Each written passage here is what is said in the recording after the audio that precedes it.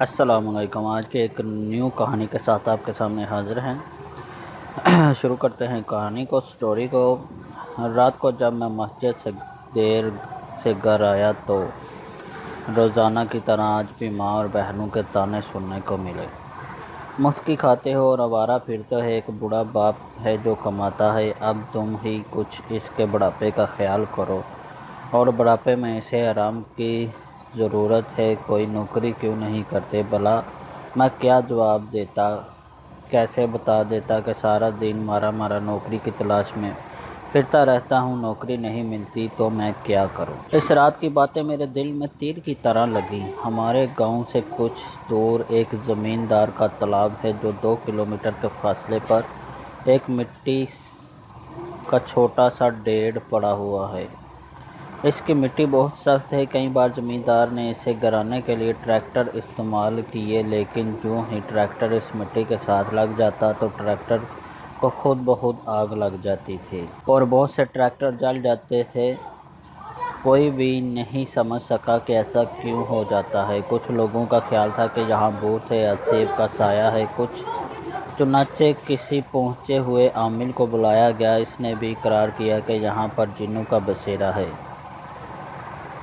پرانے زمانے میں یہاں پر چھوٹی سی بستی کے سردار کا ایک بہت بڑا خزانہ بھی موجود ہے جو یہاں سے آخری کونے میں 2 فٹ کی گہرائی میں مل سکتا ہے، مگر اس کی جان بھی جا سکتی ہے۔ ایک رات 2 ہیرو پنجوں نے اسے کھودنے کی کوشش کی، مگر حیرت انگیز طور پر وہ دونوں ہلاک ہو گئے۔ ان کے بدنوں پر زخم کا کوئی نشان نہ تھا، صرف گردن پر 2 چھوٹے چھوٹے سوراخ نظر آتے تھے۔ اس واقعے کے بعد لوگ دن کے وقت بھی اس مٹی کے ڈھیر کے پاس سے گزرنے سے ڈرتے تھے۔ یہ سب باتیں میں نے بچپن میں سن لی تھی اور میرا اندر کا انسان اس خزانے کو حاصل کرنے کے لیے بے قرار ہو چکا تھا۔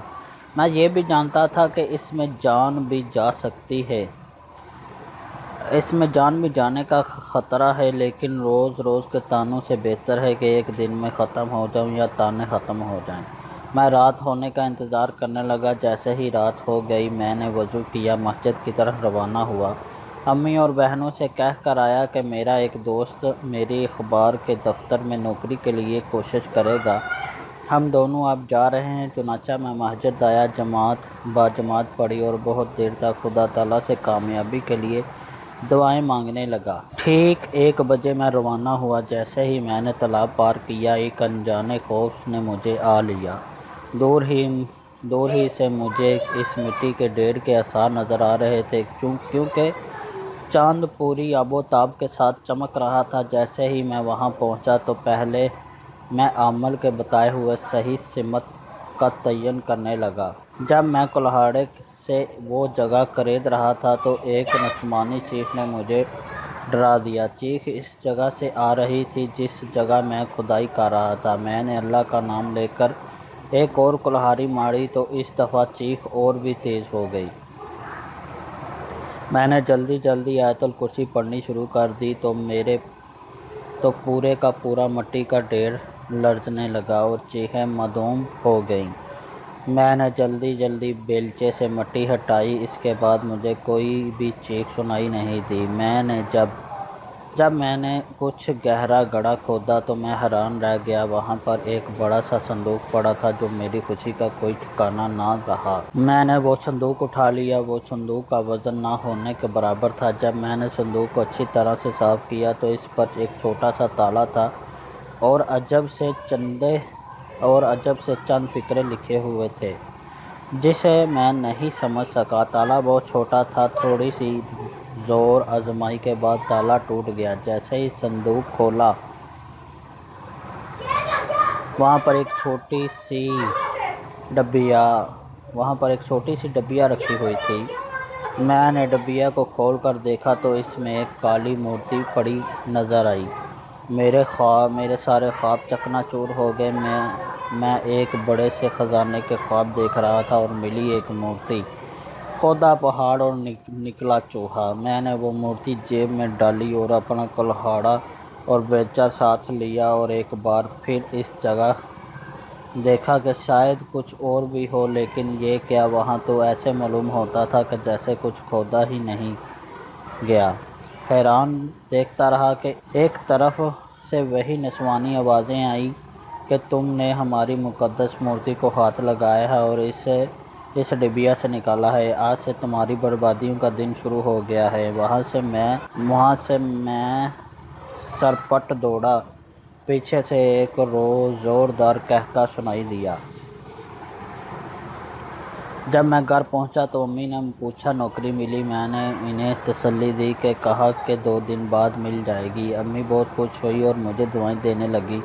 صبح جب میں اٹھا تو میرے چچا کے گھر سے رونے کی آوازیں آ رہی تھیں۔ گھر پر کوئی بھی نہیں تھا۔ مجھ سے پوچھا جاتا میں بھی سیدھا وہیں پر گیا۔ جب رونے کی وجہ پوچھی تو کہا کہ تمہاری منگیتر اور تمہارے چچا کی بیٹی فوزیہ مر گئی ہے۔ مجھے ایک گہرا صدمہ لگا۔ اچانک میرے دماغ میں یہ سوال ابھرا کہ اسے دیکھا جائے، کیونکہ کوئی بھی یہ نہیں بتا سکتا کہ یہ کیسے مر گئی۔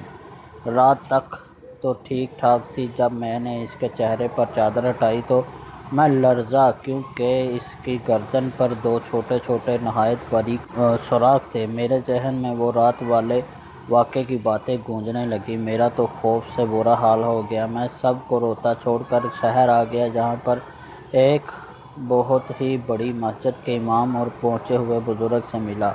سارا واقعہ اس کو سنایا تو اس نے کچھ دیر آنکھیں بند کر کے مجھے بتایا کہ دراصل تم نے سچ مچ ان جنات کی مقدس مورتی چلائی ہے، لہٰذا وہ تمہیں ختم کرنے کے ساتھ ساتھ تمہارے سارے خاندان کو بھی برباد کر دیں گے۔ میں نے مولوی صاحب کے پاؤں پکڑے اور ان سے التجا کی کہ وہ کچھ کریں۔ مولوی صاحب نے مجھے روکا اور کہا کہ اس کا ایک ہی حل ہے، تمہیں اپنی شہادت کی انگلی کی قربانی دینی پڑے گی۔ چاند کی 14ویں جو کہ آج رات ہے، تمہیں اسی جگہ جا کر اپنی انگلی پھینکنی ہے۔ تب وہ جنات نمودار ہوں گے اور تمہیں کھا جانے کے لیے آگے بڑھیں گے، لیکن تمہاری انگلی کی وجہ سے وہ تم تک نہیں پہنچ سکیں گے، کیونکہ تم نے اس مقدس مورتی کو پہلے شہادت کی انگلی سے چھوا تھا۔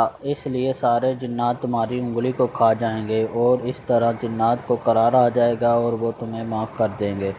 چنانچہ میں رات دھڑکتے دل کے ساتھ اس مٹی کے ڈھیر کے پاس گیا اور جیسے ہی میں نے انگلی کاٹنی شروع کر دی، ناقابل بیان تکلیف ہوئی اور میں نے ایک سرنج نکالی۔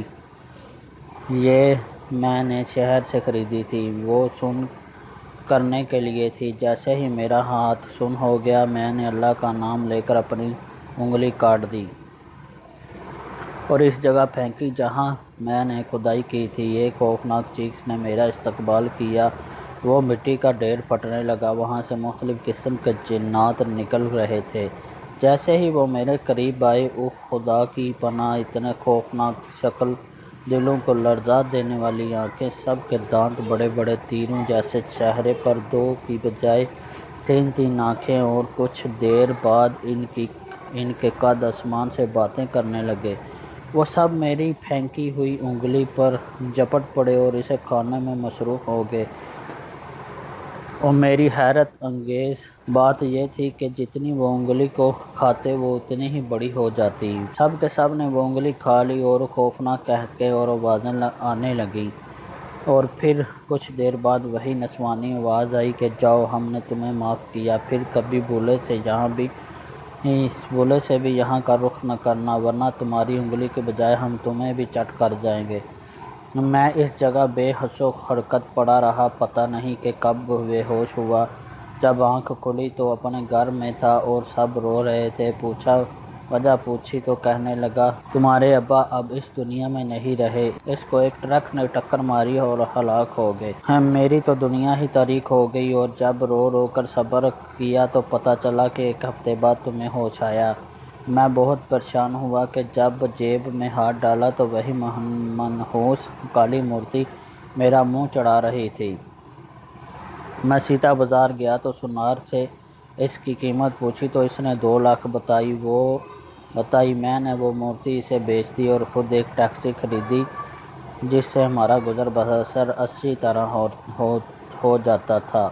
वही मिट्टी का ढेर अब कचलाक के आसार कदीमा वालों के पास है, जो आज भी अपनी असली हालत में है। जी दोस्तों, अगर आपको ये स्टोरी अच्छी लगी हो तो इसको लाइक, शेयर और कमेंट करें, और अगर आपने हमारे चैनल को सब्सक्राइब नहीं किया तो जल्दी से सब्सक्राइब करें और साथ वाली बेल को दबाएं ताकि मज़ीद अच्छी स्टोरीज़ की वीडियो आपको मिल सके। Thanks for watching. अल्लाह हाफिज़।